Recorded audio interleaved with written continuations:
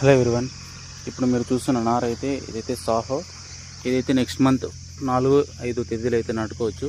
ఇప్పుడైతే ఇలా అయితే ఉంది నార. సీడ్స్ యొక్క డీటెయిల్స్ చూసుకున్నట్టయితే ఇక్కడ మీరు చూసుకున్నట్టయితే ఎక్స్పైరీ డేటు, మ్యానుఫ్యాక్చరింగ్ డేటు మొత్తం అయితే సీడ్స్ యొక్క డీటెయిల్స్ అయితే ఉంటాయి. కావాలనుకున్న వారైతే నాకైతే కాల్ చేయండి. నెంబర్ అయితే నేనైతే స్క్రీన్ మీద అయితే పెడతాను.